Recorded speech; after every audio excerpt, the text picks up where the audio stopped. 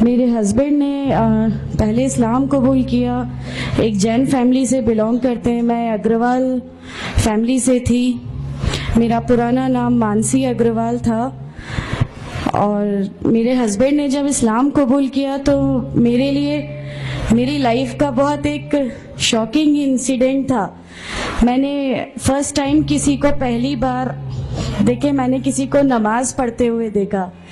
मैंने अचानक ये अक्सर करके एक पर्टिकुलर टाइम होता था और ये घर से कहीं चले जाते थे और मैं इनसे पूछती थी कि आप कहाँ जाते हैं, तो ये रिप्लाई करते थे this is none of your business, you have to do your job.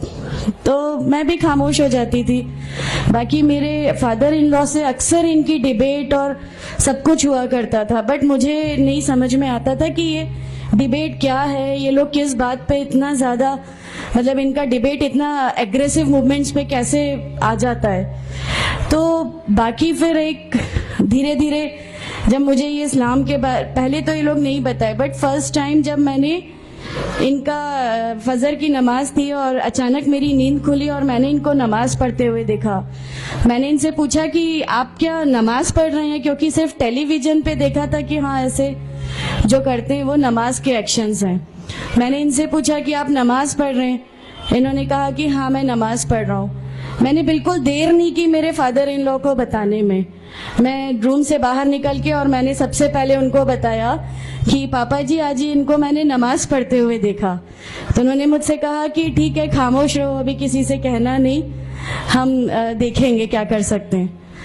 अब वो जो मेरी लाइफ का मोमेंट था, वहां से मेरे को ऐसा लगा कि ये क्या हुआ, मतलब ये क्या कर रहे हैं, ऐसा क्यों कर रहे हैं, ये कहीं ये किसी ऐसे व्यक्ति से तो नहीं मिल गए जो इनको टेररिज्म की तरफ ले जा रहा है और ये ऐसी चीज़ों में तो नहीं इन्वॉल्व हो जाएंगे। एक बहुत बड़ा डर जो मेरे अंदर था वो, और on that time I was pregnant, तो मेरे को एक बहुत खलबली सी लगी रहती थी कि ये क्या चल रहा है, ये क्या चल रहा है। फिर धीरे धीरे करके जब मैं इनकी बुक्स वगैरह जो अलमीरा में रखी रहती थी वो मैं पढ़ने लगी और ढूंढने लगी। ये छुपा के रखा करते थे और मुझे जब भी कोई बुक मिलती थी तो फिर मैं उसको पढ़ने लगी। तो मुझे उसमें ऐसा कुछ लगता ज़रूर था कि पता नहीं कुछ है, कोई डिफरेंट चीज़ है, क्योंकि मैंने देखा कि इनके अखलाक, इनकी सब चीज़ें बिल्कुल चेंज हो गई। जो ये पहले थे उससे ये बिल्कुल अलग हो गए। तो मुझे ऐसा पर्सनली लगता था कि इस प्लेटफॉर्म ने इनको ऐसा क्या दिया जो मेरे हस्बैंड को बिल्कुल चेंज करके रख दिया। मतलब अल्हम्दुलिल्लाह ये उस समय कोशिश करते थे कि जो नबी की सुन्नतें हैं, जो हमारे नबी सल्लल्लाहु अलैहि वसल्लम ने किया, अपनी वाइफ की मदद करना, अपनी वाइफ के साथ किस तरह उसके हुकूक की अदायगी करना, ये सब कुछ वहाँ अल्हम्दुलिल्लाह करने लगे। और मुझे जो इनका ये ड्रास्टिकल चेंज था, जो इनको इस प्लेटफॉर्म पे आए हुए 6 मंथ्स या 1 ईयर हुआ होगा, वो देख के मेरे लिए एक बहुत बड़ा एक सरप्राइज था कि ये क्या हुआ। फिर उसके बाद मुझे लगा कि नहीं, मैं भी अब इसको जानती हूँ, मैं भी अब पढ़ूंगी। और फिर मैं अपने फादर इन लॉ और इनकी डिबेट सुनने लगी। तो जैनिज्म में गॉड कॉन्सेप्ट है ही नहीं।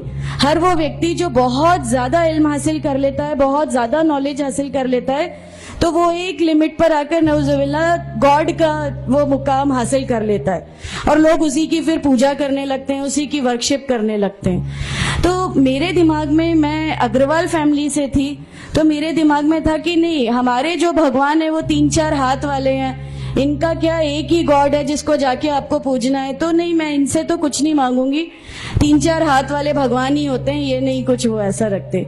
तो वहां से एक थोड़ा सा डिस्ट्रैक्शन मेरे को गॉड कॉन्सेप्ट का आया। और ईश्वर है जो इस दुनिया को चला रहा है, ये हमेशा मेरे जहन में रहता था। तो मुझे मेरे फादर इन लॉ कहीं ना कहीं उस प्लेटफॉर्म पे आके गलत लगने लगे कि नहीं, ये जो कह रहे हैं वो सही है और इनकी जो डिबेट है उसका एंड जो है वो ये सही है। फिर धीरे धीरे करके मुझे इनकी चीज़ों पे यकीन आने लगा अल्हम्दुलिल्लाह। फिर हमारे एक फैमिली फ्रेंड है, उनके यहाँ ये मुझे ले गए। वहाँ पर किसी ने मुझसे कहा कि मैं बहुत बुजुर्ग हो चुका हूँ, कलीम सिद्दीकी साहब है, मुझे उनका नाम ध्यान नहीं है अच्छे से, बट उन्होंने मुझसे कहा बेटा मैं बहुत बुजुर्ग हो चुका हूँ, मैं चाहता हूँ तुम कलमा पढ़ लो, मेरी जिंदगी रहे ना रहे, मैं आपसे मिलूं ना मिलूं, तो आप कलमा पढ़ लो। तो अल्हम्दुलिल्लाह मैंने कलमा पढ़ लिया। कलमा पढ़ने के बाद भी जब हम घर लौट रहे थे तो मैंने इनसे कहा कि मैंने सिर्फ अभी कलमा पढ़ा, अभी आप ये मत समझिएगा कि मेरे को सब समझ में आ गया और मैं इस चीज़ को मान लूंगी। इन्होंने कहा नहीं, तुम्हारी मर्जी, किसी में कोई फोर्स नहीं है। तो अल्हम्दुलिल्लाह अल्लाह ताला का एहसान है, उस कलमे की ताकत थी। और ये हमेशा कहते थे तुम्हें कोई दुआ मांगनी है तो तहज्जुद में मांगा करो। तहज्जुद का जो टाइम होता है वो बहुत कीमती होता है और उसमें अल्लाह ताला सबकी दुआएं कबूल करता है। इन्होंने मुझे एक दुआ सिखाई थी कि तुम एक दुआ मांगो कि या मेरे रब, अगर मेरा हस्बैंड गलत रास्ते पर है तो उसको सही रास्ते पे ले आ, और अगर मैं गलत रास्ते पे हूं तो मुझे सही रास्ता दिखा दे। अल्हम्दुलिल्लाह मैं ये दुआ कंटिन्यू मांगती थी। एक बार मेरी नींद अल्हम्दुलिल्लाह तहज्जुद में खुली और बस मैं नॉर्मल जैसे एक ध्यान करते हैं वैसा मैं बैठ गई और अपने आप अचानक दिल चाहा कि बस सजदा करूं। मेरी जिंदगी का वो पहला सजदा था और उस बहुत लंबा सजदा था और उस सजदे में मैंने मेरे रब से क्या क्या मांग लिया मुझे भी नहीं याद है। और उस समय मुझे ऐसा फील हो रहा था जैसे अल्लाह ताला खुद मुझसे बात कर रहा है, अल्लाह मेरे सवालों का जवाब खुद दे रहा है। अल्हम्दुलिल्लाह बस उसके बाद तो ऐसा लगा कि नहीं, इस्लाम हक है और इस्लाम पे ही चलना है। उसके बाद फिर बहुत सारी परेशानियां लाइफ में आई, सब कुछ आया, बट अल्हम्दुलिल्लाह अल्लाह का एहसान है कि अल्लाह ताला ने हर परेशानी, हर चीज़ को ऐसे ले लिया कि हम लोगों को कभी एहसास ही नहीं होने दिया कि ये कोई परेशानी थी। ऐसा लगा कि अल्लाह की पूरी राह में हम लोगों को रिवार्ड ही मिलना है इस चीज़ का और अल्लाह हमें इसका रिवार्ड ही देता चला जाएगा। अल्हम्दुलिल्लाह बस उस समय से शुरुआत हुई थी दीन इस्लाम की। अल्हम्दुलिल्लाह आगे चल के परेशानियां, तकलीफ़ें हर रिवर्ट की ज़िंदगी में आती हैं, लेकिन मैं हर रिवर्ट बहन से ये कहना चाहती हूँ कि अल्लाह की खातिर आप लोग इस दीन में आए हैं, किसी और चीज़ के लिए नहीं आए।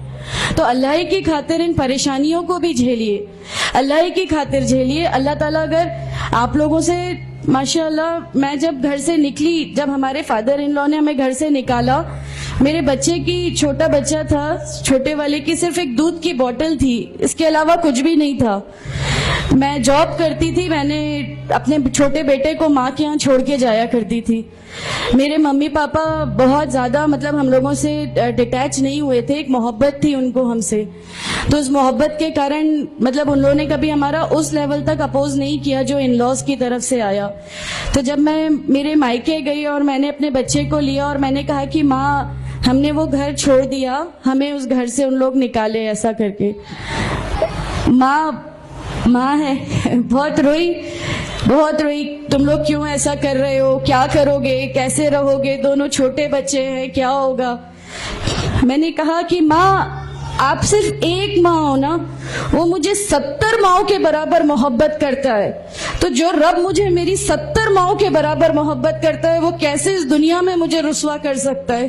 सिर्फ एक छोटा सा ये विश्वास था। अल्हम्दुलिल्लाह उस विश्वास को रखते हुए सारी चीजें, सब परेशानियां ऐसे अल्लाह ताला ने ले ली कि उसका मेरे पास कोई मतलब कहने के लिए भी शब्द नहीं है। अल्हम्दुलिल्लाह। और मैं आप लोगों से सबसे गुजारिश करती हूँ, और अगर अल्लाह ने मुझे आप लोगों की एक ऐसी बहन बना दिया जो आपकी परेशानी, आपकी हर उसमें, हमारा घर, हमारी सब कुछ अल्हम्दुलिल्लाह आपके लिए है, क्योंकि हम लोग ठान के बैठे हैं हमारा जीना मरना, हमारी नमाजें, हमारा सब कुछ सिर्फ अल्लाह के लिए है और यही लेके हमको जाना है, कोई जवाब हमें नहीं मिलेगी। अस्सलामु अलैकुम व रहमतुल्लाहि व बरकातहू।